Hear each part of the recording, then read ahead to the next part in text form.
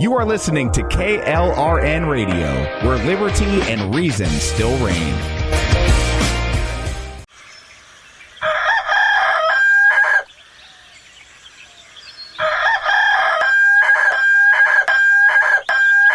If you prefer real mornings, shouldn't you have a real breakfast? At McDonald's, we get real about breakfast. That's why you can have a savory sausage biscuit with delicious hash browns for only $1.50. It's time to wake up breakfast. Single item at regular price. Prices and participation may vary. Cannot be combined with any other offer or combo meal. Not to be a backseat driver, but can you say for sure you got the best monthly payment possible on your auto loan?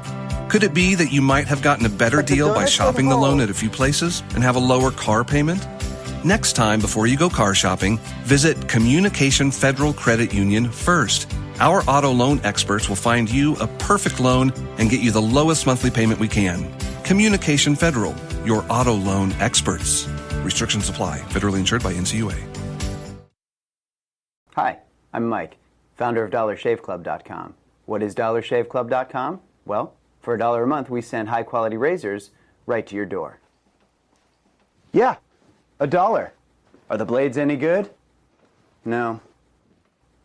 Our blades are f***ing great. Each razor has stainless steel blades, an aloe vera lubricating strip, and a pivot head. It's so gentle a toddler could use it. And do you like spending $20 a month on brand name razors? 19 go to Roger Federer. I'm good at tennis. And do you think your razor needs a vibrating handle, a flashlight, a back scratcher, and 10 blades? Your handsome-ass grandfather had 1 blade and polio. Looking good, pop-up! Stop paying for shave tech you don't need. And stop forgetting to buy your blades every month. Alejandro and I are going to ship them right to you.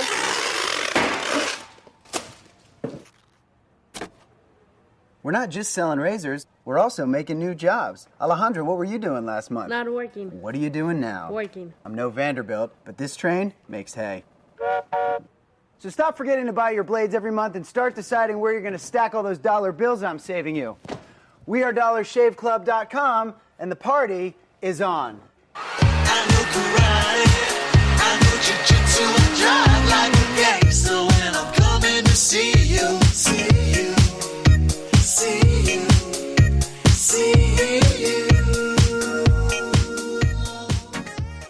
Ready to stand out, Army ROTC prepares you not only as a college student, but as a strong leader, allowing you to earn the rank of second lieutenant. You will be eligible for full tuition merit-based scholarships and develop leadership skills essential for your future. Start strong and enhance your college experience. Visit your campus Army ROTC representative today. To find out how you can earn up to a full tuition scholarship, visit goarmy.com/podcast to locate your closest ROTC program today. Army officers inspire, strengthen others. Paid for by the United States Army.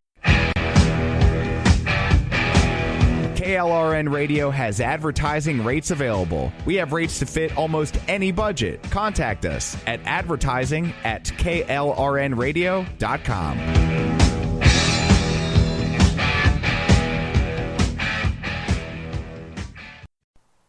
The following program contains coarse language and adult themes. Listener discretion is advised.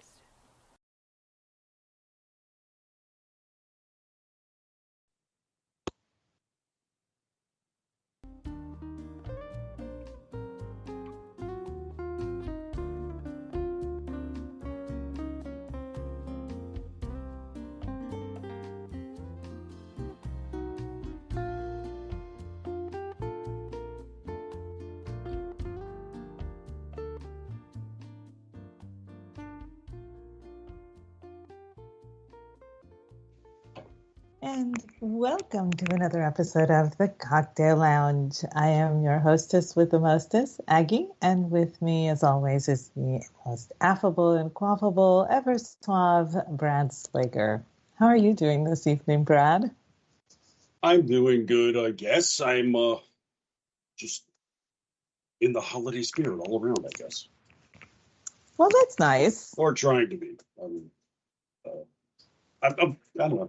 Basically, just been damn hectic.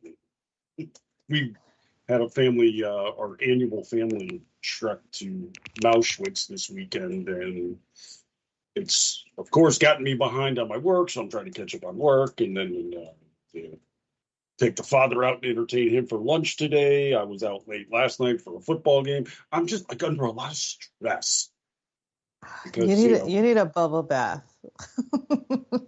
when I take a weekend off and then go watch a football game and then go out to lunch, it's very stressful. It's stressful. It is so stressful to just like socialize. My God, you like don't even know. But otherwise, it's going well. I'm starting to get on top of my Christmas gifting. I think I've got most of those core components taken care of. I have to finish mailing out this week, and then I am done.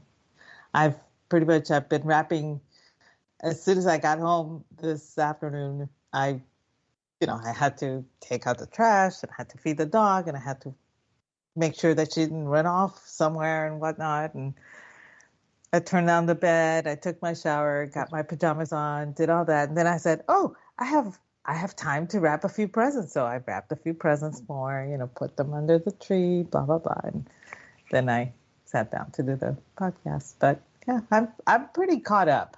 I just need one more tree. And no, I have not found my black tree. I haven't even gone looking for my black tree yet. Oh my God. I know. But I'm gonna have to. I'm gonna try and do that this week. But it's not like I have a place to put it, so I'm not too worried about it. I'm just wondering what my brain has just fried, and so I just need to locate it. That's the important thing, is just locating it. I'm not gonna display it this year anyway, but I just want to locate where I put the damn tree. You got to put it up. Come on.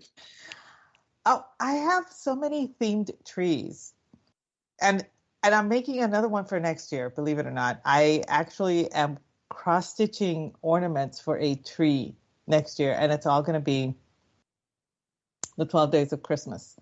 So that's going to be another themed tree that I have, and I'm hoping that one will go on my dining room table, because where my dining room table is, the ceiling is very vaulted and there's no chandelier. So I can put a tall, thin tree on my table if I wanted to.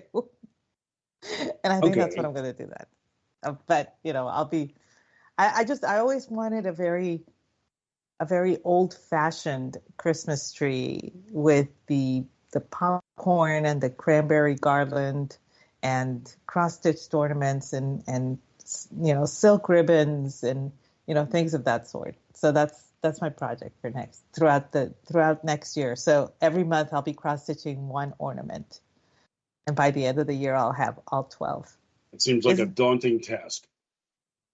It's not. It's not.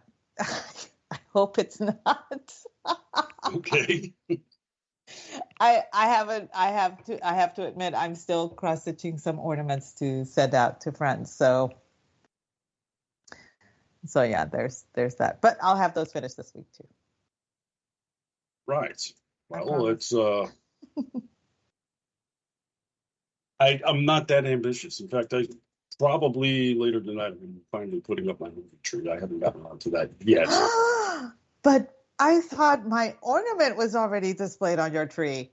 Well, it's been displayed on the bar, so it's been displayed.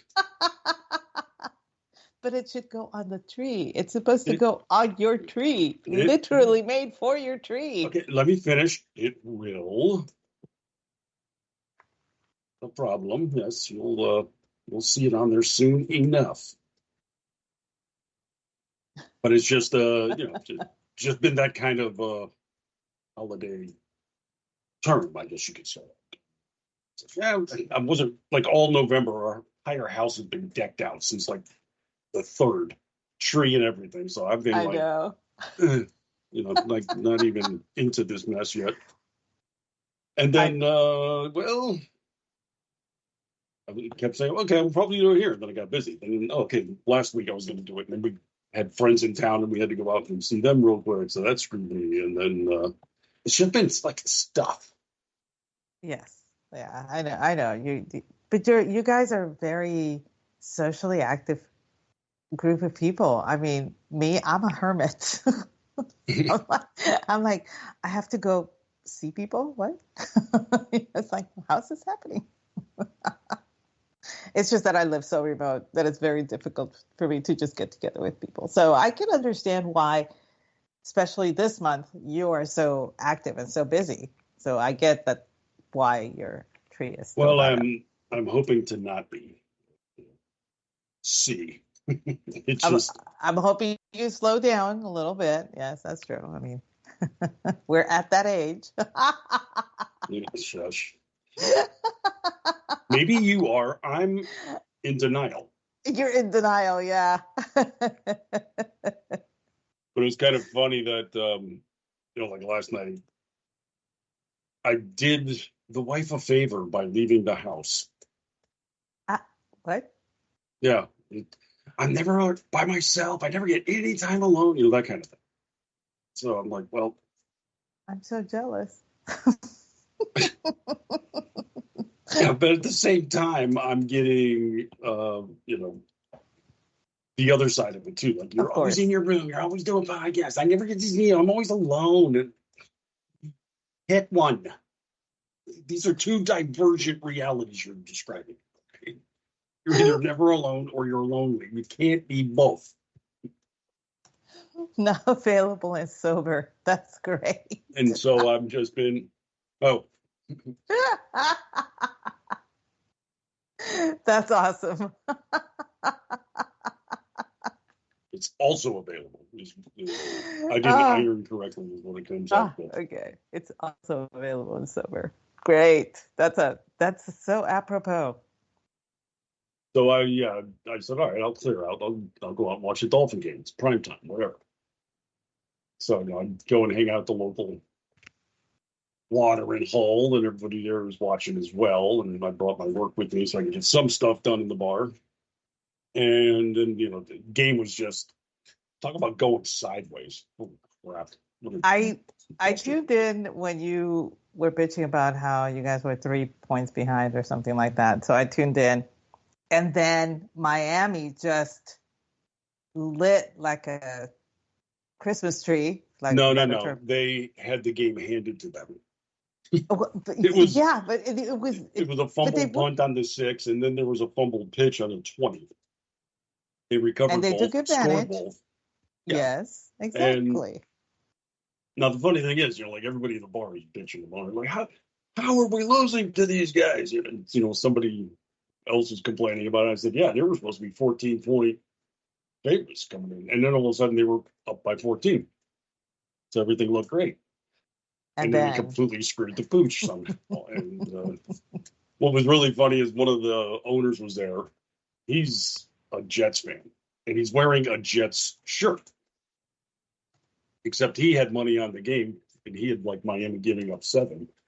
So they got the second touchdown, and he's humping his fist and screaming, "Yeah, it's in." We're all laughing. I'm like, Sean, get a picture. So he's cheering for the Dolphins while wearing that damn jersey. It's, it just went completely sideways in a matter of minutes, and it was just whatever. Okay.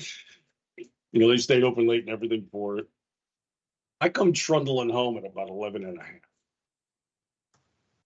And it looked like somebody dropped a grenade in Santa's workshop. Really?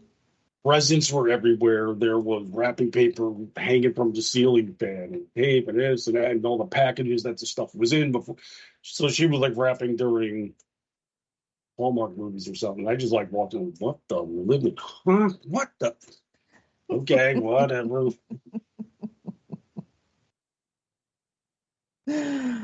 Oh man. I know your wife really gets into the Christmas spirit. She decorates everything, and it's really cool to see. It's so pretty. Is it? I mean, yes, yeah, absolutely. Well, from my point of view, it is. It's not my house. I get to enjoy it. I don't live in it. I just look at it and think, oh, how pretty. Oh, I love what you did. Oh, this is so nice. So for me, just looking at the pictures, it looks great. But you live there. So I can't say anything. Let's just say I'm tinseled out, okay? Could use some more eggnog. I just ran out. That's my thing, so. pounding the Yellow Jackets tonight. Well, But we didn't have much in the way of college football except for the annual tradition that kind of affects your household. yes, it does. Does it ever? The annual military conflict. Army versus Navy. And yes, I'm well aware that Air Force has a team too. But yeah, Probably we the don't care better about team. them. But we don't care about them. I think Air Force is going to a bowl. How about y'all guys? No? No, Uh, don't think so. I don't think Army or Navy is going to a bowl. I don't know. Oh wait, Army might. I Oh no, thought- wait. I think Saturday gave them a 6-5 record, and that was before the bowl selection. So they're not in. I had to miss it because I was busy with the Tykes and taking them to the theme park because we were up in Orlando, like I said. So didn't get to watch it, but missed the barn burner. It looked like, or at least a close one, an extremely close one, possibly the closest one ever.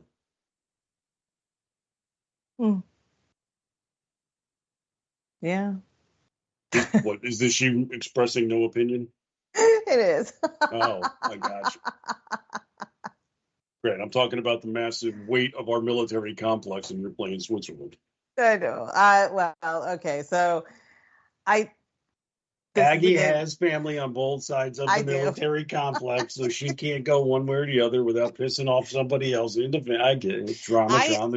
I actually I do. I pick a side every year, and I'll pick one side one year, and then the other side the following year. So I alternate. I support once.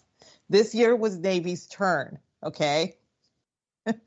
Full disclosure, I have a child in the Navy and I have a child in the Army, and I'm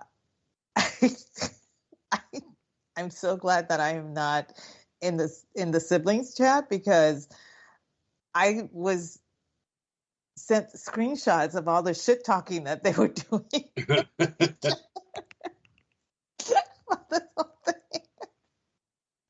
Which I gotta say, I kind of find it amusing because it's hilarious.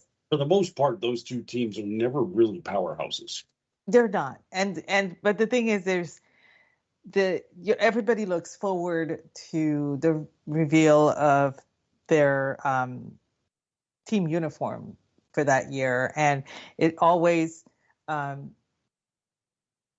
it honors a part of the Army and a part of the Navy. This year it was the 3rd Infantry for the Army and the Submarine Corps for the Navy, and so there was a lot of symbol, and it's amazing because the entire uniform, from helmet to the shoes, there's symbolism in everything, and it's it's really cool when you're out there and you're watching and you see the guy and the helmet turns and you see something, and you see something on the collar, or you see something on the sleeve, or you see something on a different patch, or this or that, so I'm constantly doing the Leonardo DiCaprio, meme where he's pointing at, so it's like, that's this and that's that and that's this other thing, and it was really cool to see both of them. I mean, I think last year's Navy uniform was absolutely stunning.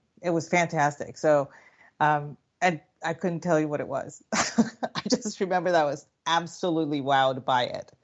But my memory has been sorting out lately, so I can't tell you. But they do keep records of, you can go back and see what each team honors with their uniform each year, and it's really cool. And I'm aware that the Army also plays the Air Force, and the Navy also plays the Air Force. I get it, but in the military tradition, it's always midshipmen and Black Knights. I mean, seriously, it's like, yes, we get that the Air Force has the better team this year. Fine, whatever. They're way over there in Colorado Springs. These two are on the Eastern Seaboard. Okay. And it's really cool. I think this is only the 3rd time that it doesn't take place at Annapolis West Point. I think this one was in Foxborough, Massachusetts this year. And the reason for that, it was to honor the anniversary of the Boston Tea Party and the anniversary of the launching of the USS Constitution, plus they were honoring the commissioning of the USS Massachusetts. So, that was the reason it was, they played in Foxborough this year. There were a lot of historical anniversaries that were taking place. So that was a way for both teams to honor it. So it was not a great game. I will say that the Navy was falling short, unfortunately. Navy did not shine this year. But it was still fun to watch. And it was, before, when my kids would be home for the game, I would leave the room. I mean, they'd be in the living room watching this, and they would be screaming and shouting at each other. And I'm telling you right now, they don't care about football. This wasn't about football. This was about Army and Navy. Okay. So all the shit talking was so bad. I would leave the room. I'd go in the kitchen. I'd prepare, food. I'd bring it out. I'd leave again. I'd go drink my beer because in peace and quiet. But it has always been a fun thing, and it's not just in my immediate family. Several members in my extended family are either Air Force, Navy, or Army. And so with the Army-Navy game, though, things do get intense. I have several family members that have not spoken to other family members because of the Army-Navy game. Really? Wow. I'm like, it's just a game. Oh my God. But it's very funny because one thing that I have noticed, they will. I was at I want to say the first time that the Army had beaten the Navy in about 13 years. I attended that game. It was 2018. 2017, I think it was something like that. And I was in DC, and you saw all of this midshipmen walking around, all the cadets walking around and everything. And they were just yelling at each other and all that stuff, whatever, prior to the game, right? After the game, everybody was hugging everybody else. And to me, it's so awesome to see every single time after the game. It's like the game didn't happen. It's like we played the game is over, but we are all brothers in arms type of thing, and everybody's hugging each other out there. There's no rancor or anything. There's no hostility. Nothing mean happens. I mean, we left the game, and several midshipmen invited some of the cadets, to go eat, and they were all talking about the game and everything, and it was amazing to me. And I keep forgetting that these people have signed away their lives to this country because they're still in school, technically, but they've given up a part of their lives in service to the country, and they do see themselves as brothers in arms. They really do see themselves as this band that was forged not by blood, but by a certain kinship that a lot of people might not ever understand, So it's kind of cool to actually watch them after the game, because after the game, it's like, before the game, it's all shit talking and they're all mean and hostile and everything. After the game, it's like, don't you dare say anything about my Navy brethren. The Army guy will be saying that, or, the Air Force guy is the same way. It's like, don't you shit talk about my Marine friends, that kind of thing. I mean, they really do protect each other. They'll make fun of each other, but you have no right to make fun of them. they can do that to themselves, but nobody else can. So it's kind of cool to watch. It's really sweet, and it's because that's what family does. I mean, in my family, my sisters and I, oh my goodness, we will say the meanest things to each other and everything. But if an outsider says it to any one of us, oh, we'll go jump them. We will. Oh, no, you didn't. Yeah, it's like, hold my shift. You did not just say that about my sister, but you said it about your sister. I can say it about my sister. You cannot say it about my sister. That kind of thing. And my it's the same, earrings. and it's the same thing with the military. So it's every time that the game comes around, it's just like, I clear my schedule. I turn off my notifications on my phone because I don't even want to know. And I just sit back and I enjoy watching the game. And, one of my favorite memes is, that whole Army Navy game, the only game where, the people playing will die for everybody watching, and it's true. And everybody forgets that these kids are actually members of the military now. But it's always such a good show. The halftime, the begin, everything about it. It's amazing to me. So I really No, it is. It's usually I'm sitting there watching it, but I was otherwise occupied this year. But I missed a close one because Navy had a 4th and a foot. Yes. To tie the game and didn't. And didn't. They were so close. They were so close, and it's funny because I called my daughter and she was like, "Did you call me to gloat?" I said, "I was on your side this year, remember?" It's like, "Oh yeah, that's right." She's my Navy kid. But she was already on the defensive. Did you call to gloat? I did not, but yeah, very cool though. It's very it is good to see. The only real problem is the two schools rarely are very competitive, so it's usually about the only time you do see them. But it's a grand tradition. It's one all Americans should partake in, unless you're taking your kids to a theme park on Saturday afternoon. You can't watch it. Mm-hmm. Yes, I just gave myself an exemption. But there was another, even though that was the only college game going, we have a college football cocktail themed story. Yes, we do. As on the last show, we were talking about the college conference championships and the way it was shaking out with all of the playoffs and such. And one of the games involved the Big Ten finale between Michigan and Iowa Hawkeyes. Mm-hmm. Stumbled across this story.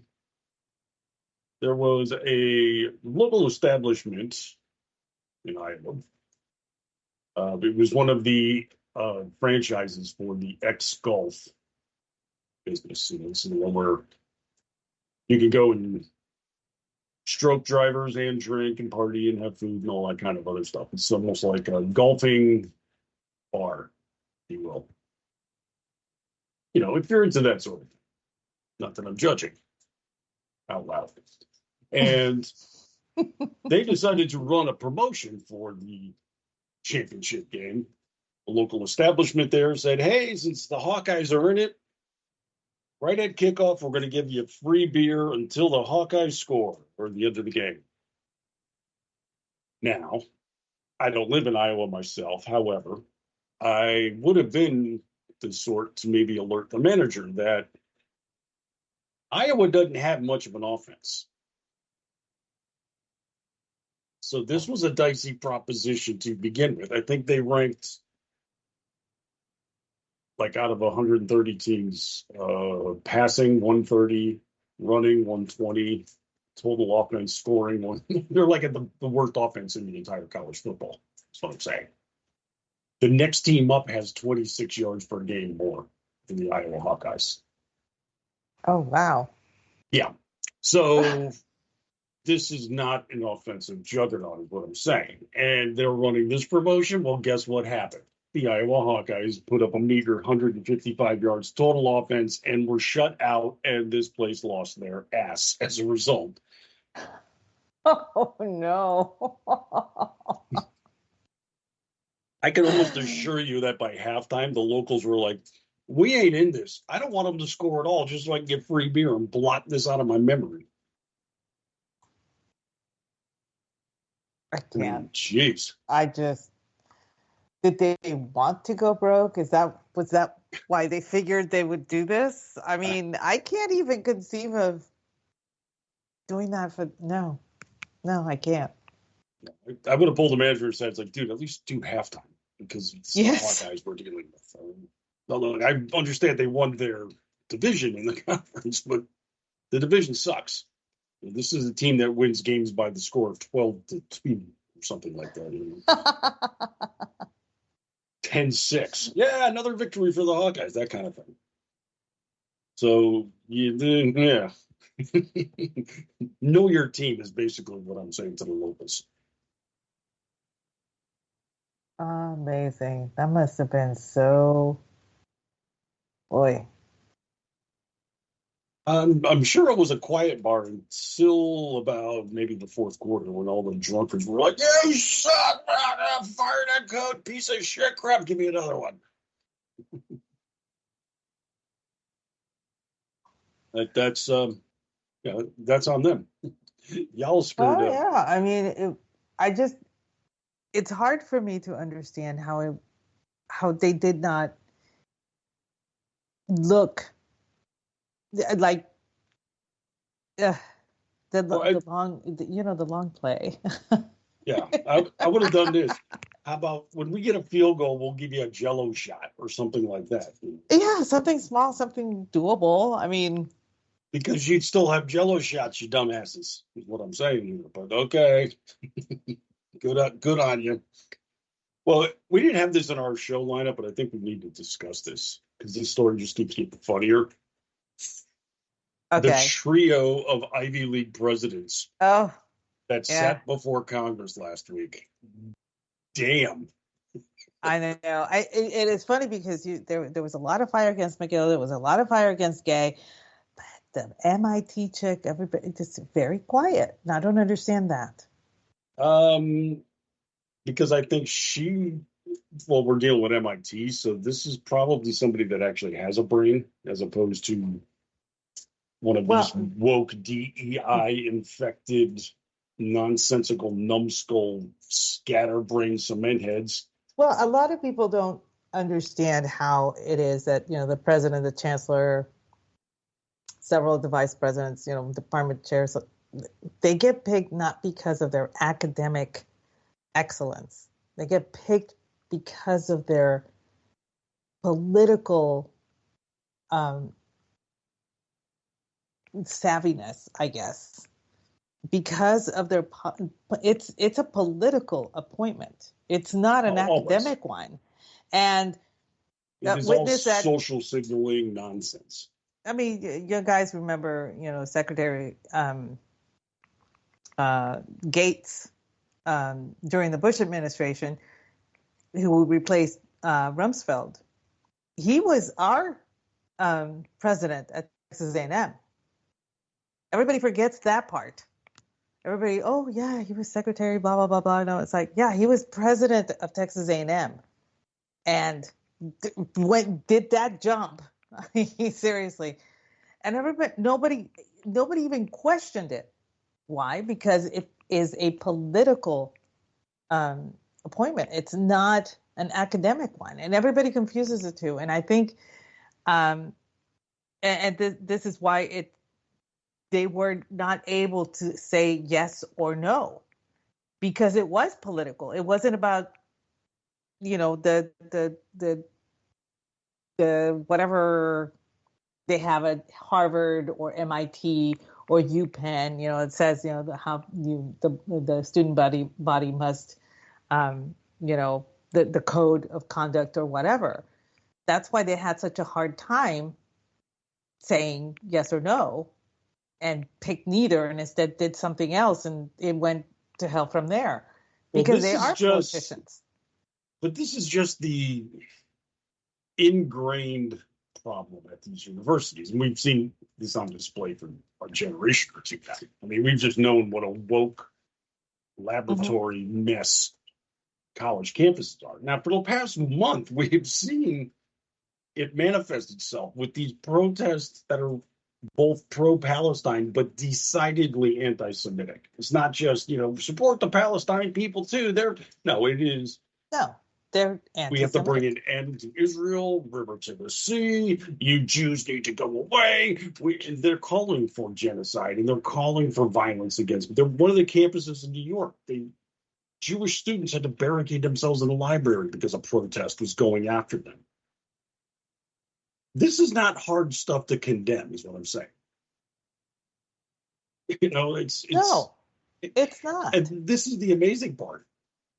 These are the campuses where if you just get accused of sexual harassment, you're basically kicked out. Proof be damned. If a girl accused you of sexual assault, you're gone. If a frat house was under fire for some inappropriate touching went place at a party, they would be disbarred, disbanded, delicensed, whatever they do to them. And then the investigation will begin. Well, that kind of crap. You can get in trouble on college campuses for misgendering people. And there's been numerous times where conservative speakers weren't even allowed on campus after booking an arrangement to, come have a talk at the auditorium or something. And then a couple of days later, oh, well, we can't have this. Some of our students don't feel safe. I'm talking about the First Amendment. Yeah, but it just kind of contradicts their position and makes them feel comfortable. But anti-Semitism. So. Yeah, and and they're trying to cloak themselves with the First Amendment, but the thing is, the First Amendment is the government cannot stop. Right, but all those examples I just gave, they didn't give a rat's ass about the First Amendment. None. So, if you called that male a female, that's misgendering and that's hate speech. Therefore, your freedom of expression isn't qualified. Okay, they're calling to kill Jews on campus. I'm sorry, that's just wrong on about 5 different levels.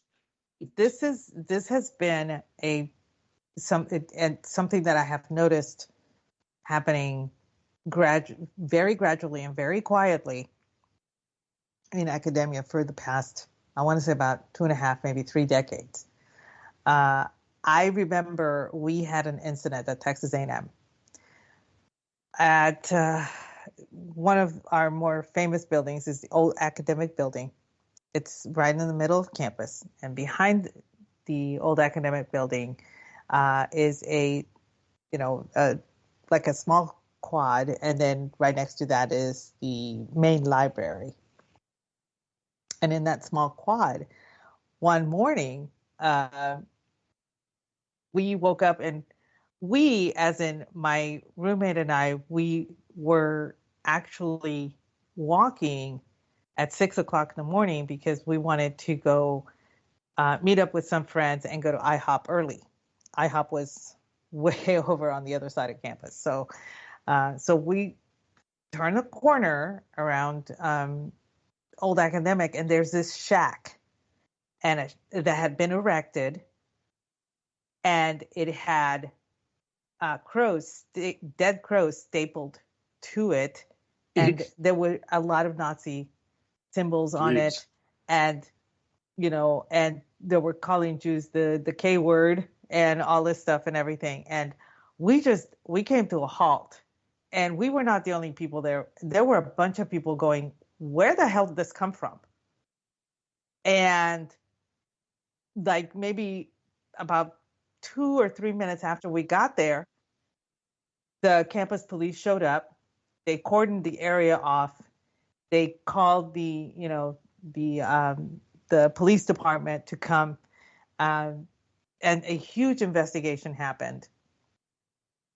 And they found the people that did it, and the school took steps to expel the students. They said there is a zero tolerance policy for any kind of hate on campus towards any group of people, blah, blah, blah, end of discussion, whatever. So they were expelled. There was no excuse given as to, they were Palestinian or anything. It didn't matter what they were. It did not matter who these people were. The people that did the transgression were immediately expelled. Nothing. I mean, they weren't given a chance to give an excuse or anything like that. And yes, there was some Palestinian stuff, pro-Palestinian things on it and whatever. But no, it was, you did this, you're out, gone, end of discussion. There was no gray area whatsoever. Well, why is this so hard to do in the Ivy League? That's the part that slays me. They're just so beholden to this woke DEI mentality. That's what I'm talking about. They cannot I don't think at my take school, a stance. I don't think at my school, had that happened today, I don't think those kids would have been expelled.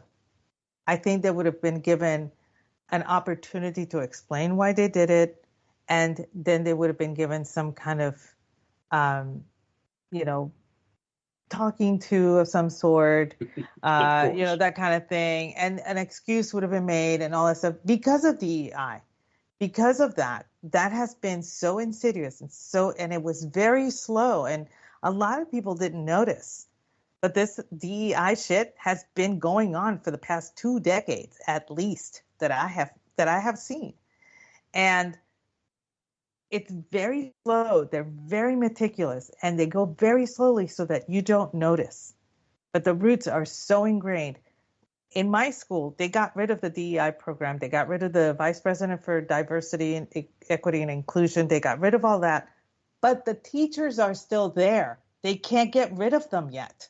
Mm-hmm. So they're still causing all sorts of poison to just flow through all of the students' minds. And I'm just at least encouraged that there is blowback and there is repercussions being realized, because that's the biggest fear, is that this would be allowed to stand without that kind of pushback. But look at what happened to the UPenn president. Oh, you can't be president anymore, but you can still stay and teach.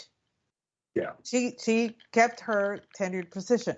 And then Gay decides, she was like, well, she didn't want to quit. I know she didn't want to quit.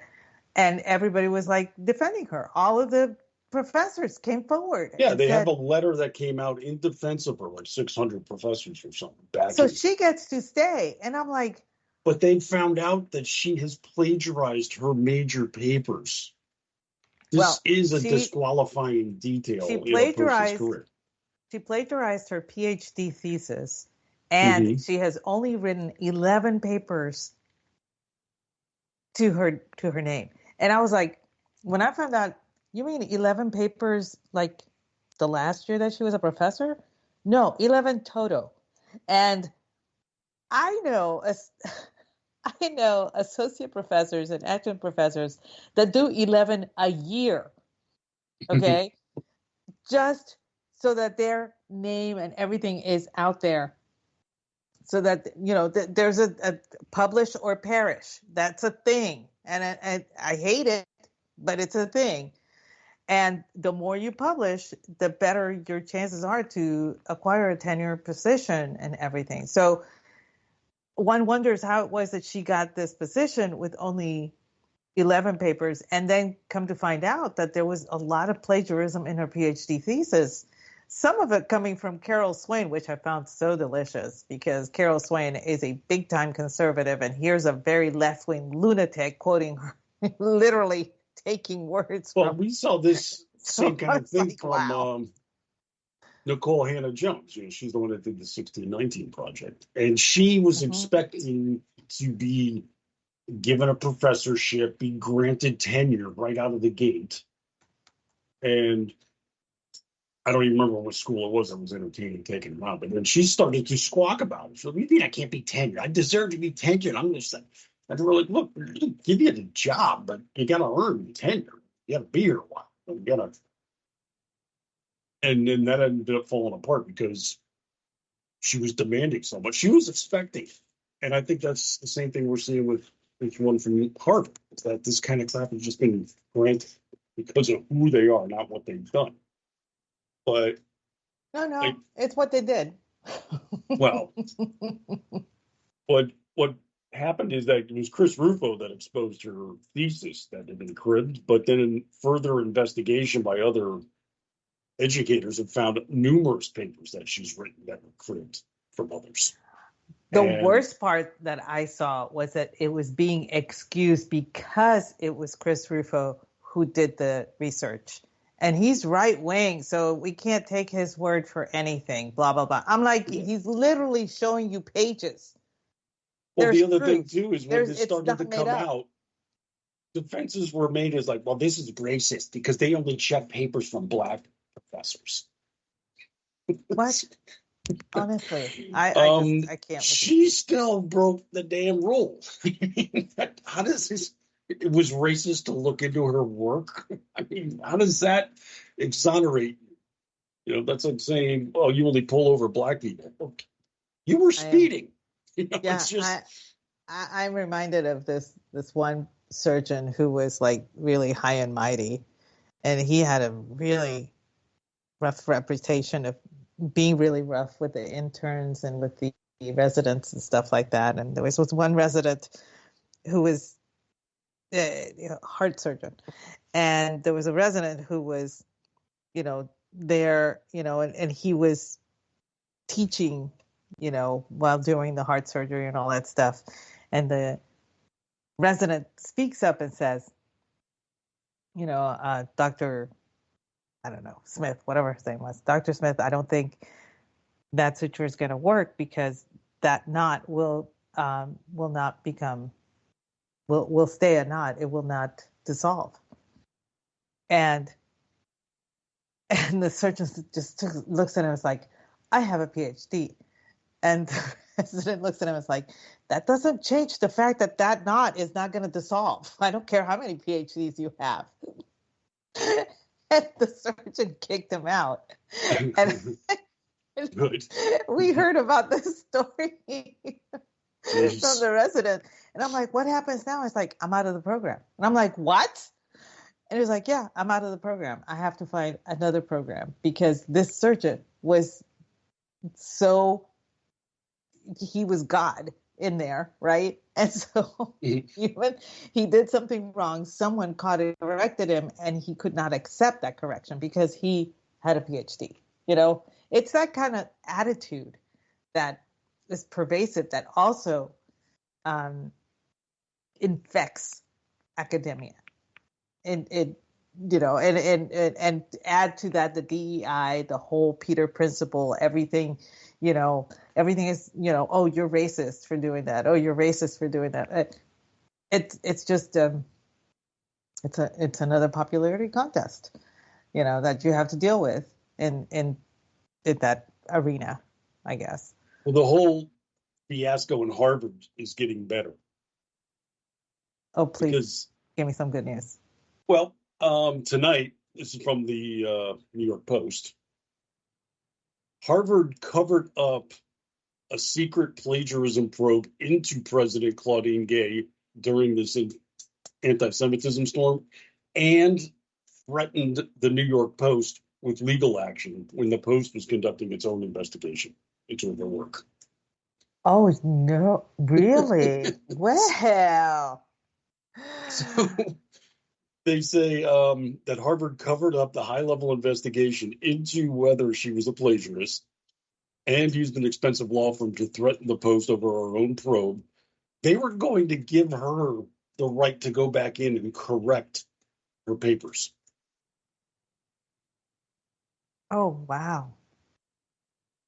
So it says the college announced on Tuesday that it investigated Gay over whether her academic work was plagiarized and had cleared her of breaching the college's standards for research and misconduct.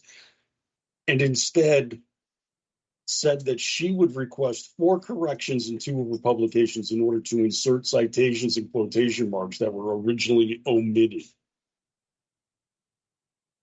Oh, so they're letting her skate. And, Jeff is in chat and he is saying that Ruth was reporting that Miami University professor has come forward accusing Gay of plagiarizing her work too. So this is not going away, no matter what Harvard tries to do. And here's the other thing. Everybody's talking about how, Harvard's just going to let her stay, and this is not going to hurt Harvard at all. They have they'll weather it money-wise because they have such a huge endowment. Well, the dirty secret is that, yes, they have that endowment. They don't want to touch the endowment. They still want the donors to be bringing in the money, the loose money, the fungible money that they can use for, their own things. But there's a lot of donors that are saying, big donors that are saying, no, I'm not doing that.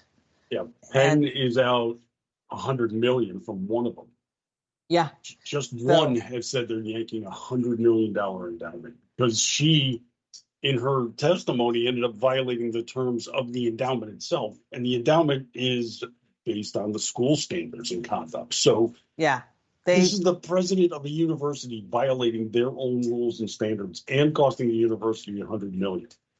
Well, they said until they get rid of her, they're not instituting the $100 million. Well, they didn't get rid of her. She stayed. She's not president, but she stayed as professor. They have not gotten rid of her. So they're not giving the money. And UPenn is trying to get around that because they really, really wanted the $100 million, But, and the weird thing is how all of, we watched clips of all 3 presidents being grilled over this by Elise Stefanik. And Saturday Night Live decided to have the cold open be that skit. What a mess. And they made Stefanik look like she was the butt of the joke. And I'm like, this is not making you people look any better. And it made... They're getting raked on. I played this on my Reliable Sources podcast on yesterday. And if you listen to it, I just play the audio, but the audience was completely off balance with this. You got the requisite laughs. Okay. But this is an audience that just, they're there to be enjoying whatever you give them. And they're desperate to laugh and you couldn't even elicit something from them. That's how bad this skit was. They completely avoided anything critical of these presidents and dumped entirely on Stefanik, made her look like an imbalanced fool without ever addressing the core issue of this testimony, which is these are college presidents allowing anti-Semitism on campus.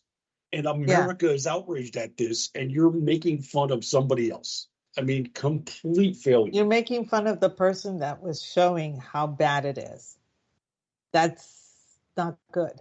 That doesn't make you look good. And as a matter of fact, they did more damage to the presidents than they intended to do.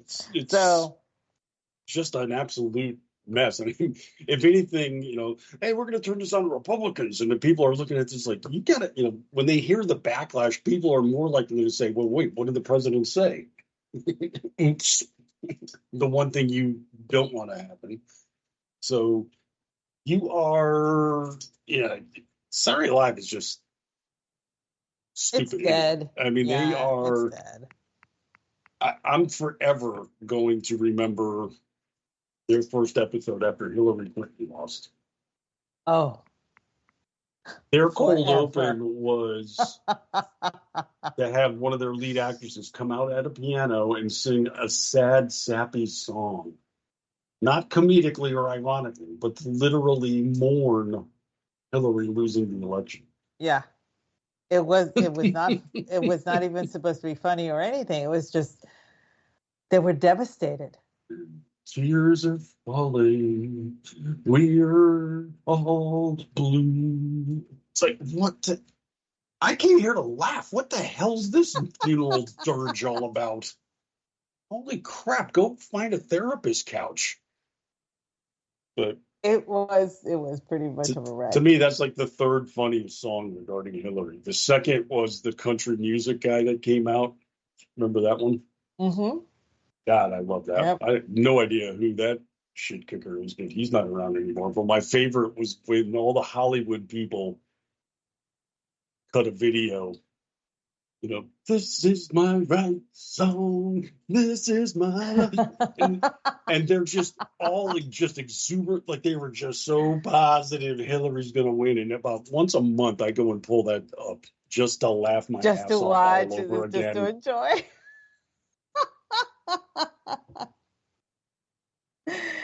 It was rather delicious. I mean, you could just see them like the champagne and the party poppers were probably just off camera. Like they could not wait to celebrate. We are going to do. What do you mean we lost? What? What?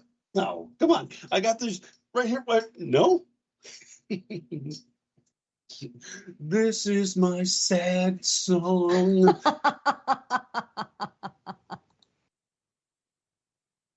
Oh my God.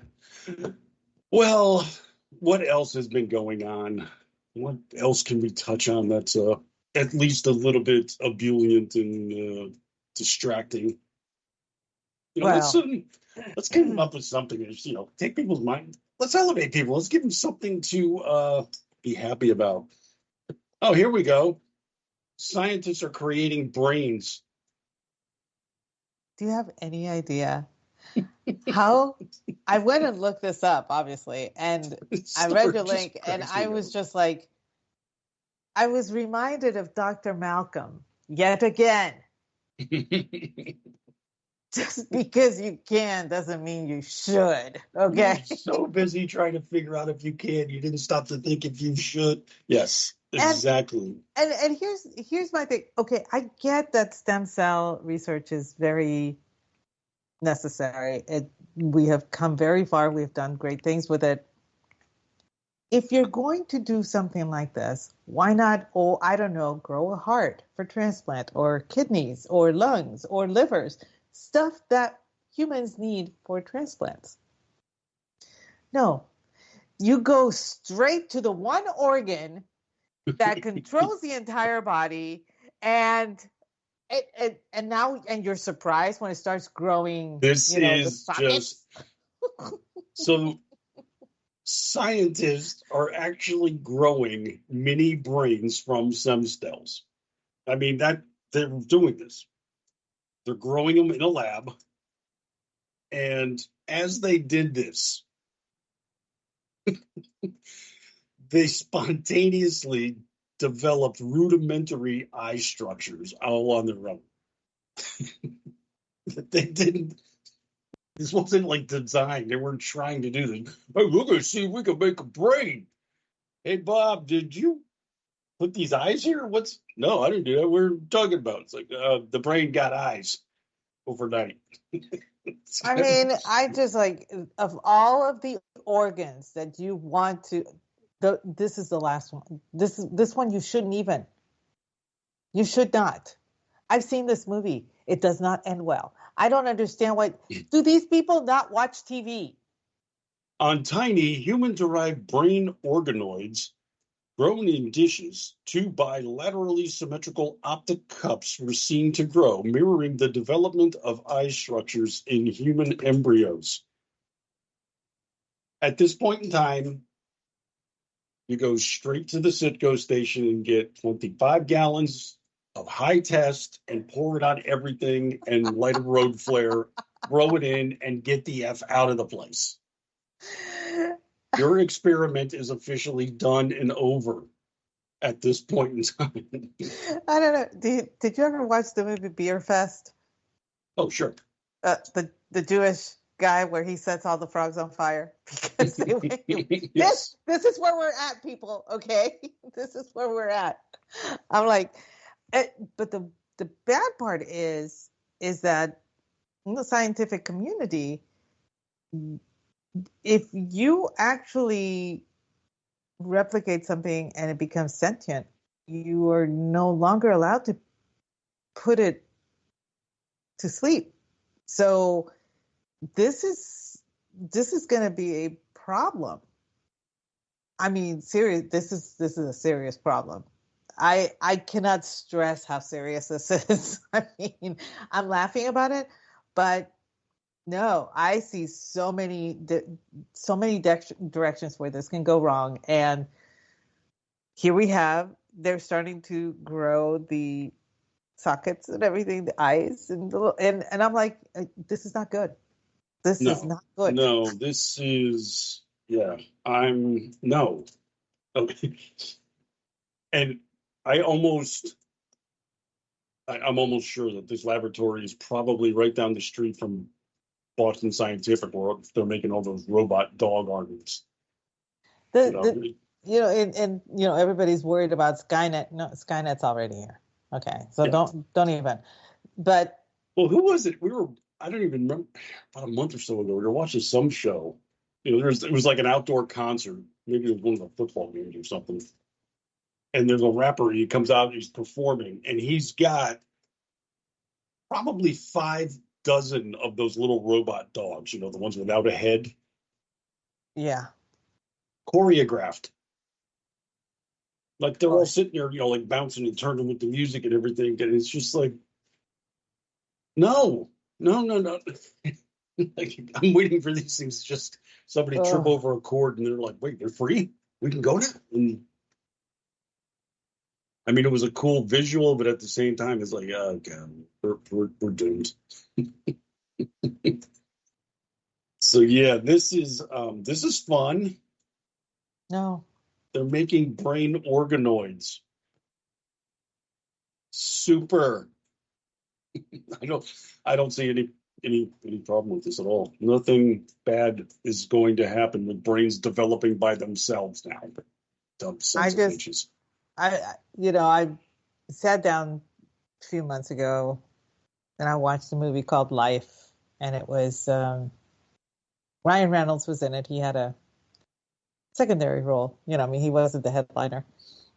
And I think it was Jake Gyllenhaal was in it as well.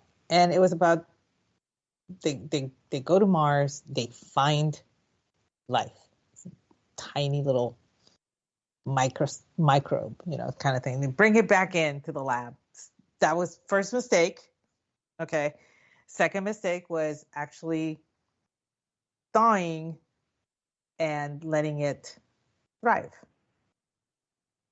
Third mistake was reaching out to, touch it. And it just went to hell from there, okay? And the movie does not end well. I will, if you guys have not seen that movie, it does not end well. And I was really pissed off about the whole thing. Because at no point were these scientists following the scientific method and taking precautions. At no point. And it seemed to me that several of the people that were chosen for this particular, project or whatever you want to call it, were chosen on the basis of DEI. I mean, stepping back, I'm like, oh my God, these people, no wonder this thing failed. And so the movie always made me really upset watching it. But that was one of the things that they find a microbe on a different planet, and they decide that it would be a good idea to not just bring it back on board and thaw it, but attempt to reach out and shake its hand, not knowing, what the microbe does, not having any idea or anything. And yes, I understand that we are a curious beings by nature and everything, and we go out and we do all sorts of stupid things. I mean, that's how the show Jackass got so famous. Yeah, we will, You could be a little less curious, and I'd be fine. I'm just. But that's just it. you must follow certain rules when doing the scientific shit. Don't make brains. It's got to Don't be in make the top brains. It's 10. got to be number one. Yeah, it's got to be up there Because somewhere. because you've opened up a serious can of worms with this. Because, like I said, if a being becomes, if something that you are developing in the lab becomes sentient, you can that step to get rid of it, to put it to sleep, you can't take that step anymore. It's considered life. You cannot take that step anymore. So now what? You know, and I'm like, you're making brains. You're making brains. You cannot make brains. You cannot make. You need to get rid of the brains. I just like when this kind of movie, I can picture the scene too, where the two guys come in the morning. It's like, did you create that? I didn't create that. What? And then they go into like the supervisor's office. It's like, yeah, hey, boss, got something interesting in the petri dish this morning. The brains that we made, they got eyes now. And then you just see that moment where he looks at both of these assholes over his glasses for like 5 silent seconds. It's not a good idea. Code red, burn it down.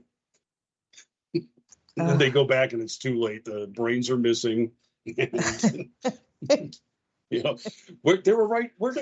They were right here. Were they, guys? What, they sprout legs? They got eyes. You're right. Get out. God. But, and Jeff does bring up a really good point. Until you can answer the question of what constitutes a soul, you should just not be making messes like this and cloning stuff because you don't know. Mm-hmm. There's a reason there's a delete button on the computer, is what I'm saying. Well, there's another dose of research that came out this week. Please don't let it be anything else this bad. No. It's nothing scary. In fact, to a lot of people, probably a lot of our listeners, this will be considered good news. According to the New York Post, they spoke to experts. Yes, it's our expert analyst study portion of the show. Exercise might actually shorten your lifespan. I'm going to live forever.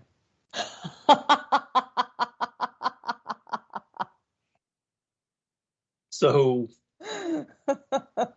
apparently there's an idiot out there that wants to make a name for himself by being a contrarian to the established science for the last, 1 or 2 millennia.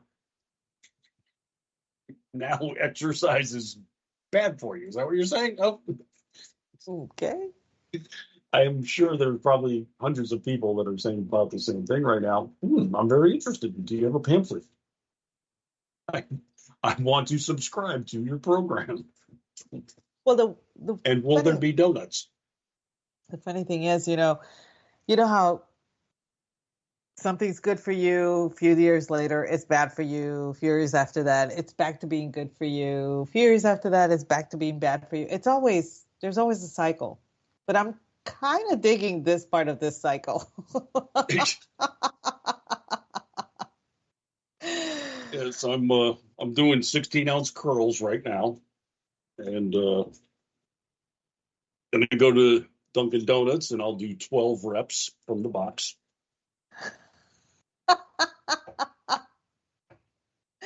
Nice.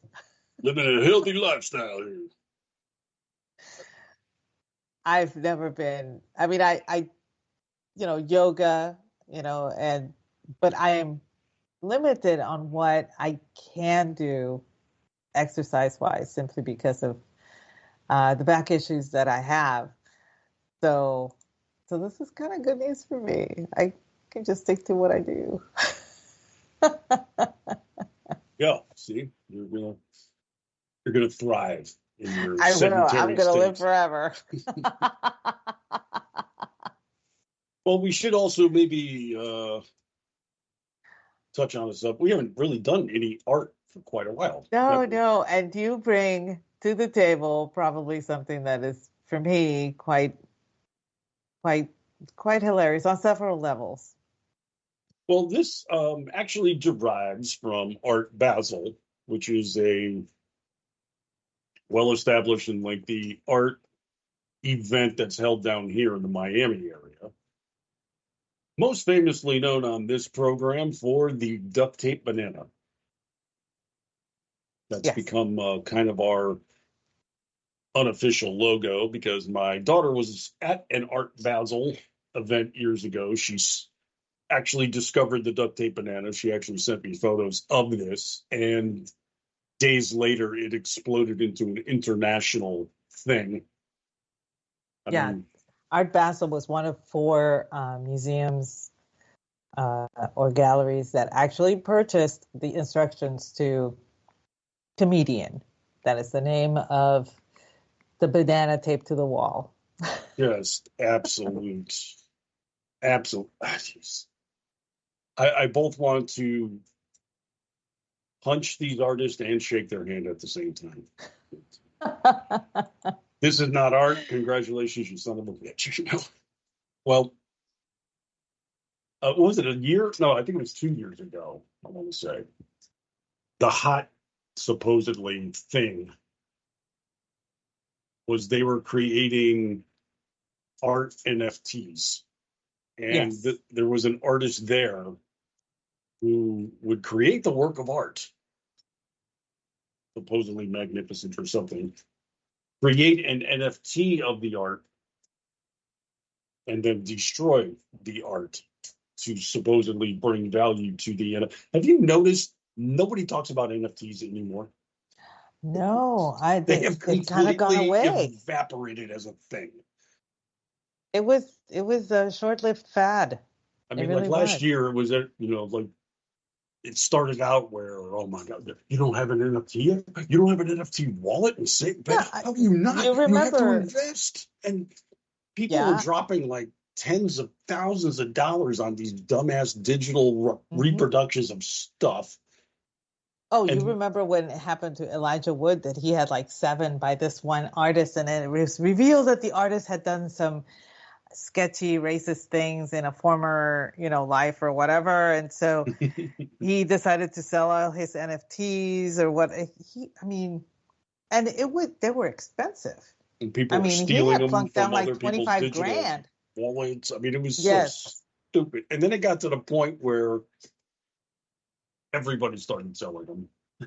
Like Donald Trump had NFT trading cards and this and that. There was some event, I forget what it was, at a local Comic-Con or something, but when you got in and bought a ticket, you would get a personal NFT just for you. I mean, everybody had one, basically, is what it came down to. So nobody had anything of value anymore. Yeah, it was like when everyone is special, nobody will be. Well, it's pretty much a rule in life that when everybody agrees something is going to become a collectible, it will not. Yeah. It basically has to be something that everybody was throwing out, and then a generation later, I would really like one of those. No, got one here for you for $500, and then it's a collectible. Yeah, that was the case. Well, this year, we've, I don't know if this is going to be quite the international event or such, but Art Basel has something going on that's pretty special. There are paintings that are set to be on display at the festival, some of which are being put up for as much as $10,000.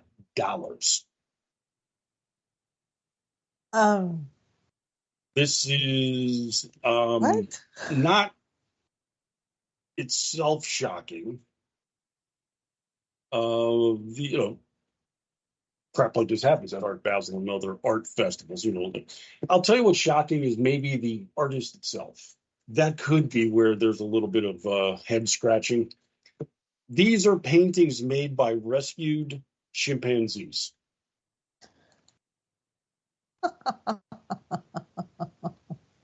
According to the Save the Chimp Sanctuary, which is for animals rescued from laboratories, the pet trade and the entertainment industry. This year's exhibit will feature 15 pieces made by chimpanzees. Unlike last year's chimp exhibit, this has been a thing. Yeah. New this year is that the chimps will be collaborating with the art pop group, the B-52s, which will then use their artwork for their upcoming album covers. Okay. This is beyond delicious.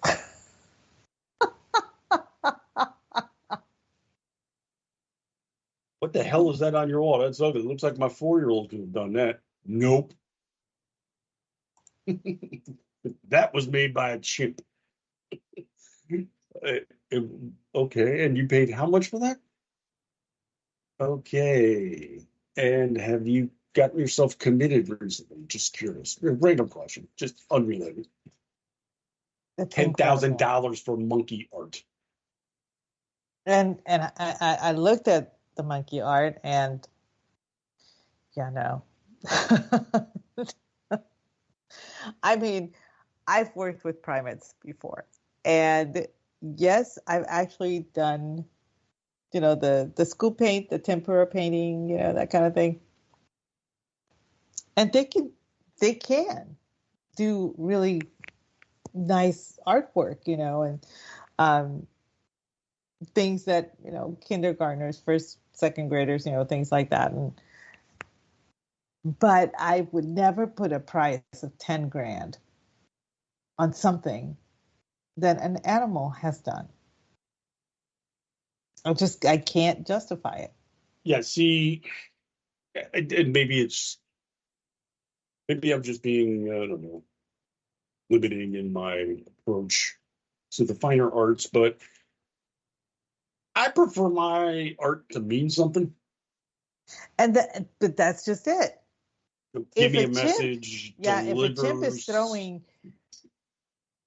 he's not putting any meaning behind it. It's just, to him, it's something to put on paper. This liquid goes on here, and I can make these colors look pretty and everything. There's no meaning behind it. So, sure. I mean, if you like it. Coco the gorilla do something like this too? Yes. Yes. Coco, she did some really cute things. I will admit. So, what do you suppose that stuff's fetching these days in the secondary market? Stuff by Coco would actually go for a lot of money because she was pretty famous. Oh, and she's dead. She's dead now, yeah, so that makes it more expensive. So there's that. I don't know. But I'm still. I still want to get the manuscript from Harambe. Oh, for goodness sake! Did you know Harambe was here? He grew up here in Texas. Gladys Porter Zoo, right where I lived. So, really? Mm-hmm. So, and then he was transferred. So had he stayed, this would not have happened. And this isn't me being critical of you. I'm just trying to be helpful here, but this is not the way to name drop.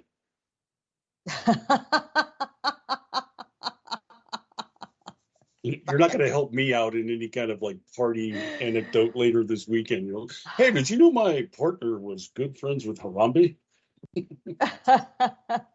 No. You mean the monkey that died? Yep. She met him. They're like this. Whatever. I mean, help me out here. Give me something tangible. Jane Goodall. Okay, now I got people's attention. Okay. Her living out there for so long has just not been good for her. I don't think. No. Are we seeing some kind of No, she's just, she's talking about how a lot of left-wing points that really have nothing to do with the studies on chimpanzees. So I'm just like, okay, you need to retire.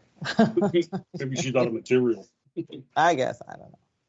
They haven't done anything good or new in the last 2 years. So Well, got a couple stories from the crime blotter that are pretty interesting, I think. One of which we're going to go to first to Italy, and then we'll finish out here in the Sunshine State with a cultural nugget. Over in Italy, police made a drug bust. Came to find out that a 55-year-old barber in the area was actually dealing drugs out of his tiny little shop, augmenting his income by entertaining the populace, I guess you could say. This itself is not unusual. However, the clever method that police used in order to ascertain that these illicit transactions were taking place is where the story captured my attention. They arrested the guy in Genoa, the barber, who was drug dealing, when they noticed the type of clients that were going into his establishment. So apparently they had been tipped off at some activity in the area, and they staked the area out, started watching various things, including the area businesses. Didn't have any leads to go on until they noticed something a little curious, is that a great deal of this barber's customers were bald and had no beards. So unless the barber became an esthetician that specialized in bodily hair removal Yes. of a certain wax type kind, what were they going in there for then? Yeah, he just I just said it. These are people of different ages and different walks of life, even, but most of them didn't have a need apparently for a haircut or a shave. So yeah, what are you going in there for, boy? Oh my God. This led them to his house. They raided it. They found the hash and other items that he was dispensing, and there you go. So,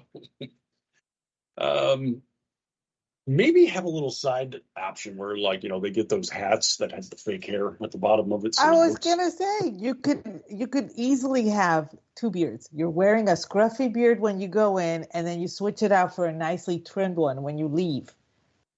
And you could do this constantly. Okay? Yeah, just change your clothing, put on a different hat, that kind of thing. I can't believe that they deserve to get caught because they were that dumb. Well, I might have a story that's even dumber. You can top this.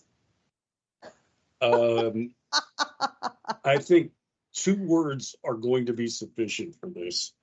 Florida man. Okay, yeah, you can top it. Never mind. This comes to us from News Radio WFLA, Florida's news leader. I have no idea how they make that determination. Is there a race going on that I don't know about between news outlets or something? How are you in the lead exactly? I'm wandering. I'm sorry. Dateline, Clearwater, Florida. Our friend Dawn habitates in that region. Yes. 33-year-old Florida man was arrested for theft. The suspect is identified as Max Alexander Krutchkin. His name is Max. Okay. He was arrested Saturday for refusal of payment of services to the tune of about $250. He was allegedly under the influence. Shocker. Pause. Let me sit down for a moment. Drunken, idiotic Florida man. Never saw that coming. No, that never happened. My goodness, that's the first time I've heard about this afternoon. The individual went to get a tattoo in this condition. He received the tattoo as requested. Upon completion of the artwork on his calf, he refused to make payment. He was dissatisfied with the result. Here's why. The dispute arose when the tattoo that was about 5 inches wide came designed in gray and black. He preferred his tattoo to be colored in with the appropriate yellow tones associated with the tattoo he had requested. This would be the Waffle House logo. Lordy. The tattoo shop owner informed the authorities that when they were reaching the agreement for the tattoo, he informed the guy that coloring the tattoo with the trademark yellow hue of the waffle chain would require an additional $100, to which he refused to pay and settled for the black and white version. So he basically absconded with the tattoo and didn't pay for it. Didn't pay for the tattoo. Takes off because he was dissatisfied customer. Yes. Yes. I'm unhappy with the result of my Waffle House tattoo on my leg. Here's the thing. Okay. Honestly, had I been the proprietor of the tattoo parlor, I would have refused service simply because the man was inebriated. And in that condition. I think most shops that are reputable do not allow you to. Okay. So this was partially for this kind of reason, but anyway. Also because I think your skin dilates too much and you bleed too much than necessary. And of course, there's reprisals if you make mistakes when you wake up the next day, that kind of crap too. I'm sorry, if a guy came in at my shop at like 11 p.m. hammered, wanting a Waffle House tattoo, I'd probably say, hey, why don't we pump the brakes, talk about this tomorrow? Maybe get some sleep, go to Waffle House, have a plate of the, covered, smothered, whatever they call it thing. Knock down a waffle or two, come back and see me around 11, and then we'll talk. Yeah. But Florida man was unhappy with his Waffle House tattoo. God, I love this state. Cannot. It is amazing. Think that taps us out for content tonight. Yeah, for the most part. The weirdest shit this week. Yes, I know everybody's say, shocked and amazed that we came up with some odd stories this week, right? Well, it was these were mostly you. I'm going to throw that ball right in your court because mine, we didn't even cover the ones that I brought to the table. We didn't. Hope I got a user pass for the bus you threw me under. Wow. No, it was good content. I'm not disputing that the content wasn't great. I'm waiting for you to jump in with something here. Come on, please. Yours was far more entertaining than mine was. Mine would have just gotten people pissed off.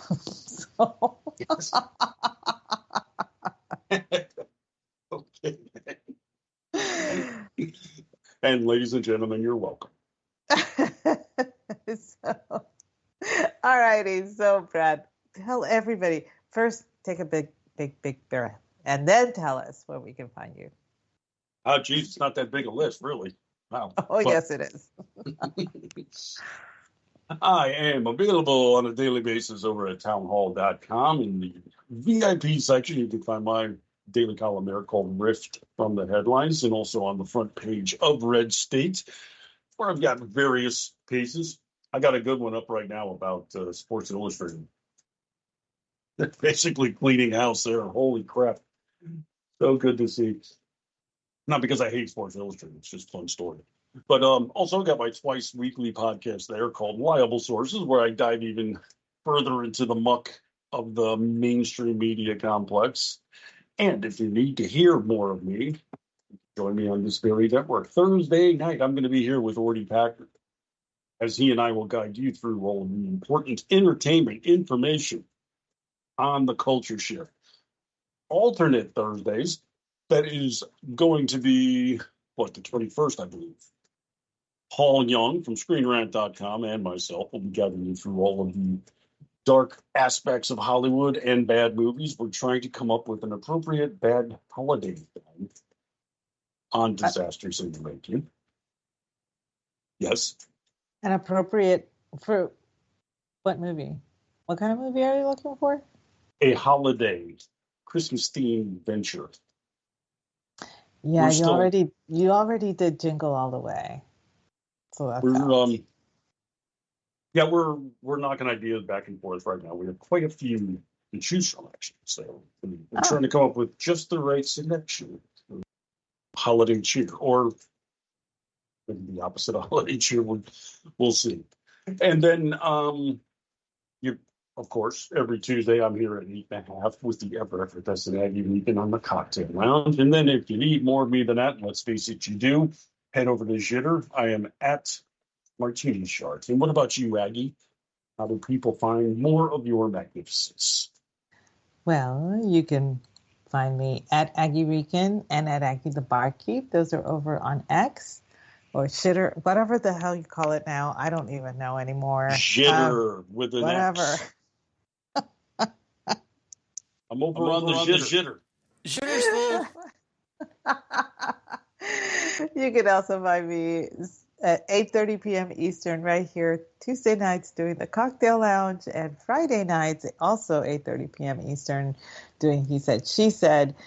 That one is with our producer Rick, and of course Cocktail Lounge is always with you, unless you're off doing something fun, in which case actually you never do anything fun Tuesday nights. I'm good. Okay. I don't usually leave you high and dry. Last Wednesday of every month, we do Toxic Masculinity at 8 p.m. Eastern. And that's with myself, Rick, G, and Ordy. And Jeff and I just launched our new book podcast. The next episode will be on the 18th. So stay tuned for that. That's Monday on 8:30 p.m. Eastern as well. Where I'm a creature of habit. And that's pretty much where you can find me at the moment. After this, you'll probably find me dead asleep on the sofa watching Perry Mason or something. Of course. Of course. Or watching Jessica. Yes, one of the two. Or a Christmas movie. Never know. Thanks for joining us, y'all. Have a good night. And go raise a glass and look at the ceiling.